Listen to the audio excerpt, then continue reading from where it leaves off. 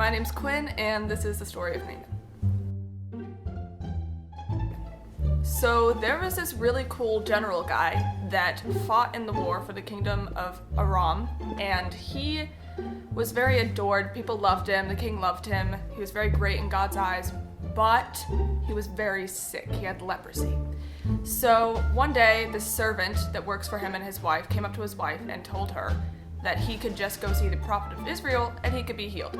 And the wife was like, sounds cool. So she went and told Naaman, and Naaman then went to the king and asked permission, and the king signed off, wrote him a letter, sent him on his way. So he gets to Israel, and the letter was addressed to the king. So he goes to the king, and when he gives the king the letter, he has an interesting reaction, and he just rips off his robes and starts yelling. He says, I'm not God, what do you expect from me? I can't heal you, who do you think I am? And Naaman's just kind of standing there like, what do you want me to do now? Because I thought you were the coolest guy in Israel, and I can't really go anywhere else because I don't know nobody else here.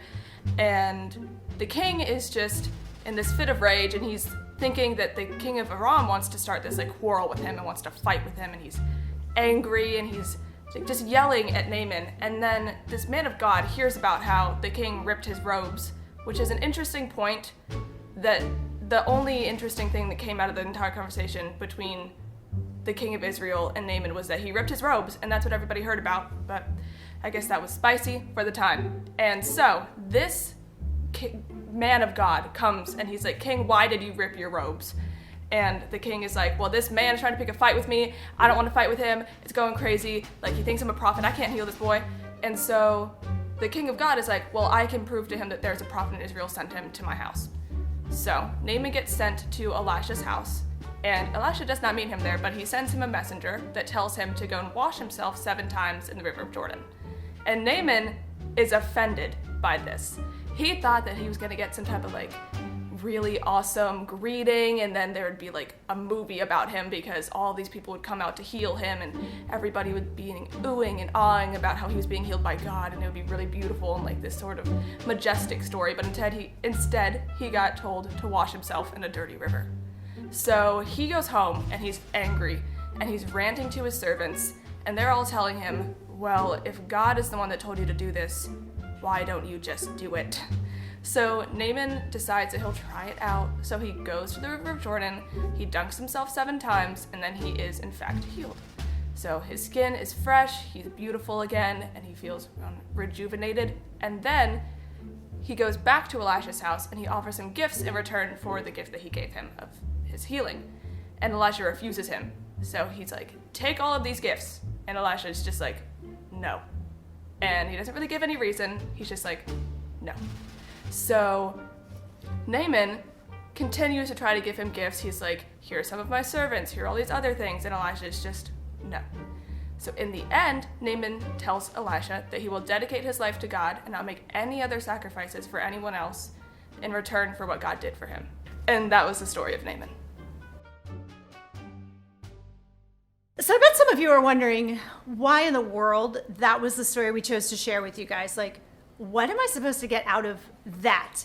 Well, first of all, let me just tell you, this story can be found in 2 Kings chapter 5 if you want to go read it for yourself and figure out all that's going on and what it might mean to you. And let me just clarify really quick. The reason the king tore his robes, that seems like a super weird thing to do, and it kind of is, but that was just what they did back then in that culture. When you were grieved or heavily burdened with something, or something was really lamenting you, you tore your robes as an indicator of that. So that's why that was a big deal. Just something. Now you know. And knowing is half the battle, as G.I. Joe would say. But here's what I want you guys to get out of this story of Naaman. It's a super interesting story. I think it's really cool. But one of the things that Quinn mentioned was Naaman got really frustrated with the plan that Elijah laid out for him. Just go wash yourself in the river. Duh.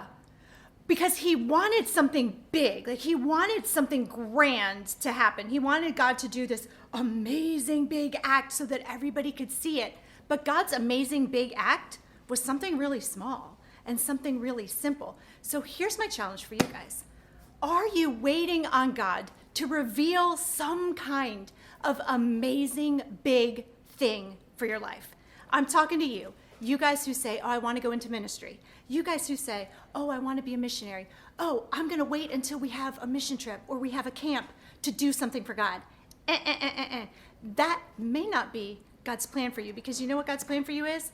God's plan for you is to do the little things consistently every single day, time after time. Be focused on Him.